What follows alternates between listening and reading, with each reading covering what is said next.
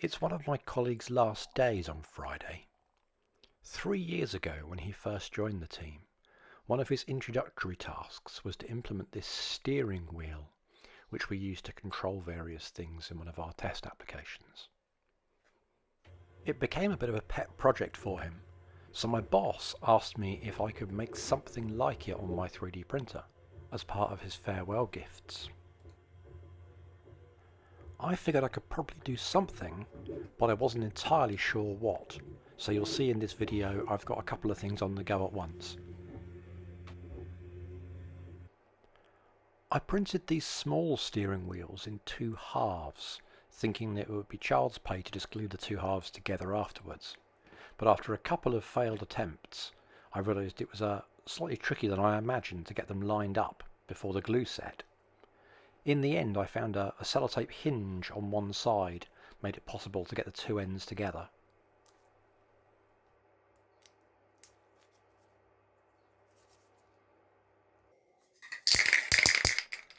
I tend to find a couple of coats of automotive primer good for hiding the 3D print artifacts and smoothing off some of the curves. I'm using acrylics over the primer. I would have liked to spend a bit more time on the painting because I could have probably thought of some clever way of getting the sharp circular lines done, but I was a little bit against the clock on this one.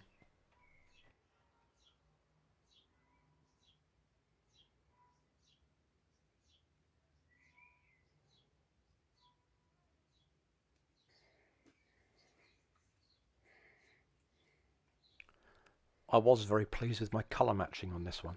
My colour mixing has been improving project by project, and I felt I actually nailed the reds and the greens on this one.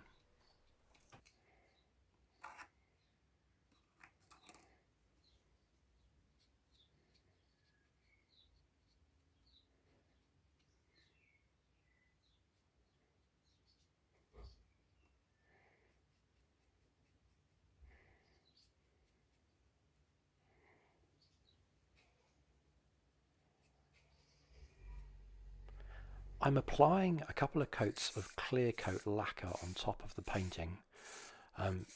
Just a couple of coats on the smaller steering wheels and a few more on the larger.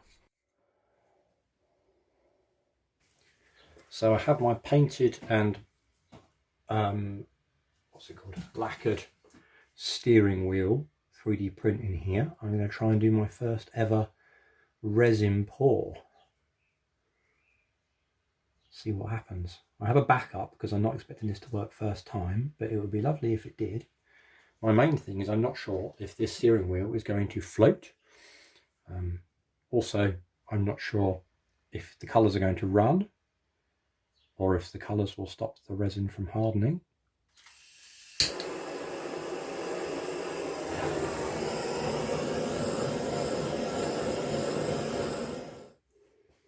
Okay, so I'm about to demold my first resin pour. Annoyingly, a bubble has appeared right there, which is a bit frustrating. I followed the advice of leaving the resin in the bottom of there so I can tell if it's set or not.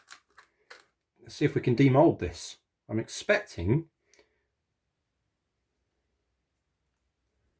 to be able to just work around the outside. The bit I'm not sure about is this bit here.